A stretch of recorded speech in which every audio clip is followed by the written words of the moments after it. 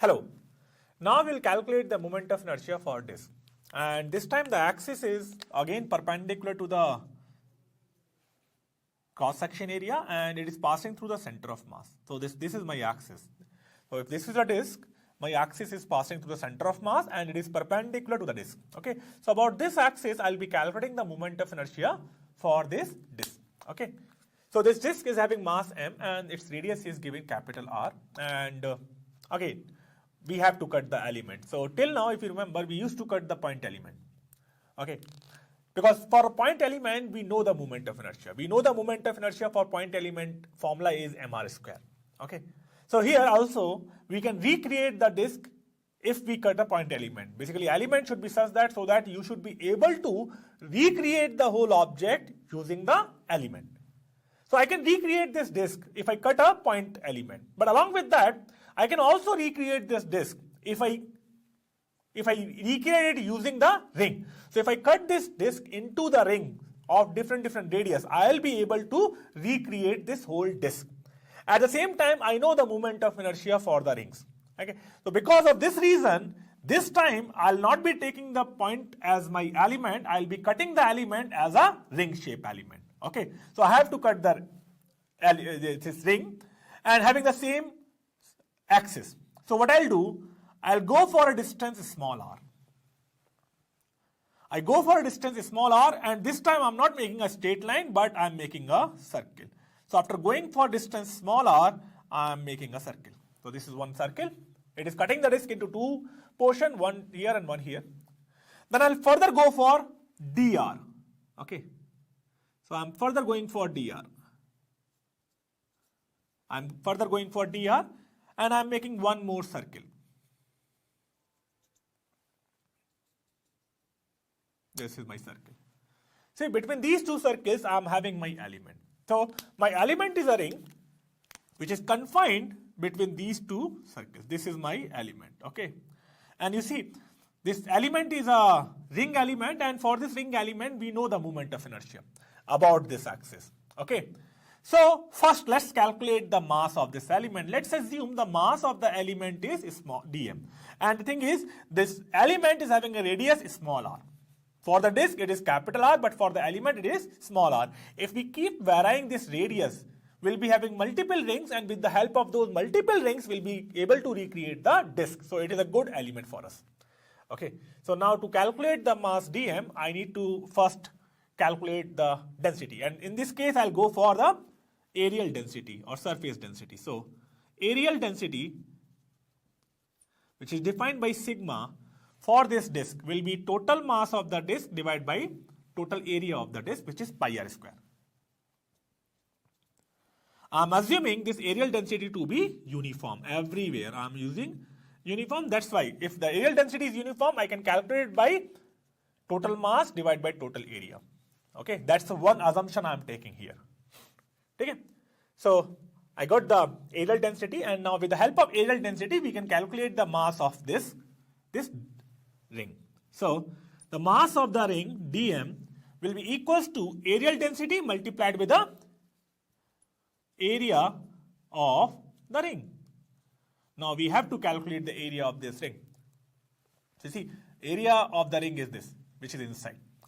To calculate the area of the ring, we can use two methods. Okay. One is a mathematical one. So what I do, if I calculate the total area of disk having radius r plus dr, so this will be the disk, outer one.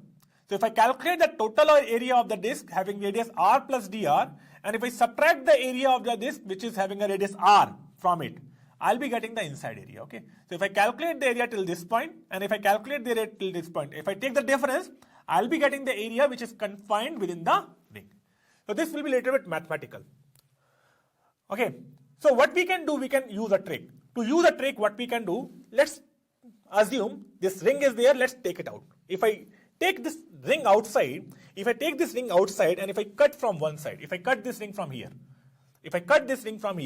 and if I elongate it, it will look like a rectangle, not completely like a rectangle.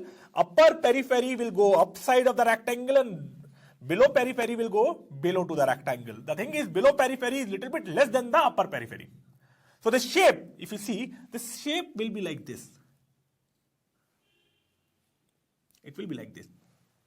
So this will approximately look like a rectangle.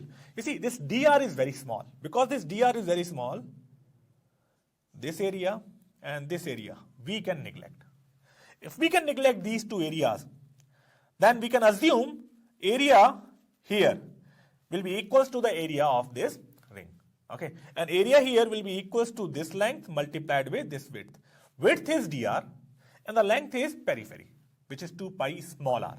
Okay, so if I do that, then dm will be equals to sigma, which is m upon pi capital R square multiplied with area of the ring.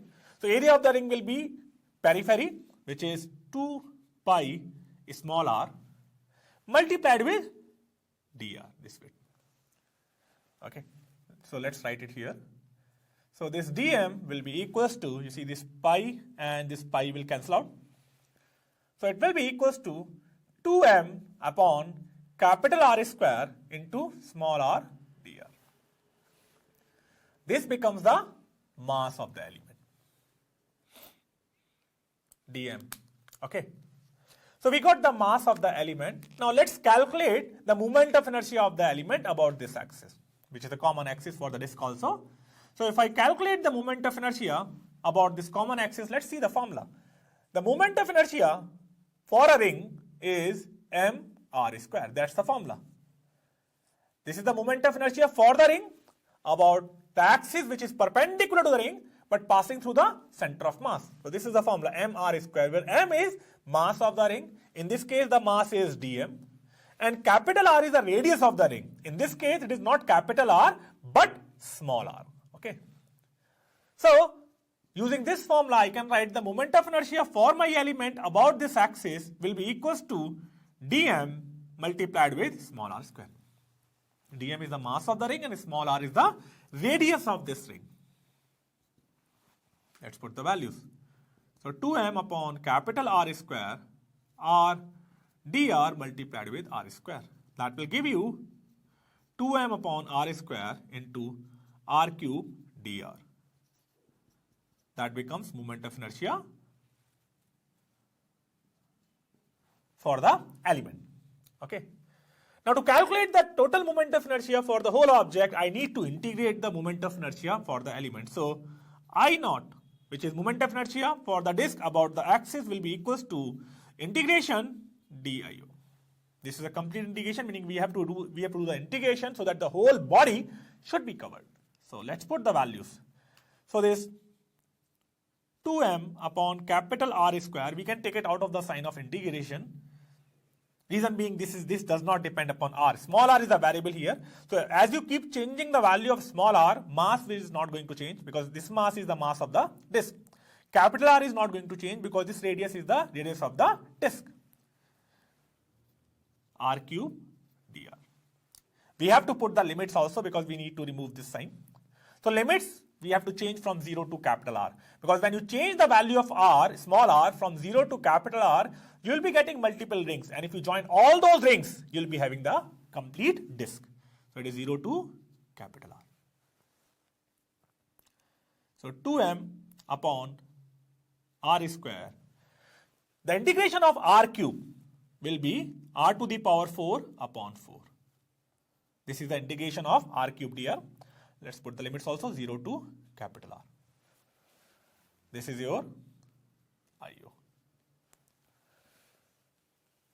So IO will be equals to, so let's first put the upper limit, then we have to put the lower limit. So 2m upon r square. So first we'll put the upper limit, which is capital R. So we'll replace the small r by capital R. So r4 to the power 4 minus of 0. So this 2 and this 4 will cancel out. So it will be m r square by 2. Or we can say the moment of inertia for the disk about the axis which is passing through the center of mass and perpendicular to the disk. This becomes the formula. So now we know the formula for disk shape of elements also. This, whenever we will be having a disk, then moment of inertia about the axis which is passing through the center of mass, so whenever we will choose the axis which is passing through the center of mass and perpendicular to the disk, this is going to be the formula, mr square by 2, where m is mass of the disk and capital R is the radius of the disk. Okay. So while deriving this formula, we have taken one assumption, and that assumption was this areal density. We have assumed this areal density to be uniform. If in any question, if the examiner provide you the areal density as a function of something, some variable, in that case you have to do the integration one more time. And that integration will involve all these processes, meaning the processes are not going to change. Only thing which is going to change is when you will calculate the mass of the element, at that time in place of m upon pi r square, you will write that value of sigma whichever is given in the question. Then you will follow the whole process. Obviously your formula will be changing there. This will not be the formula. But whenever examiner is not talking about anything about the areal density, this is going to be the formula. Whenever the areal density is uniform, the moment of inertia for the disk is going to be mr square by 2. Okay. Thank you.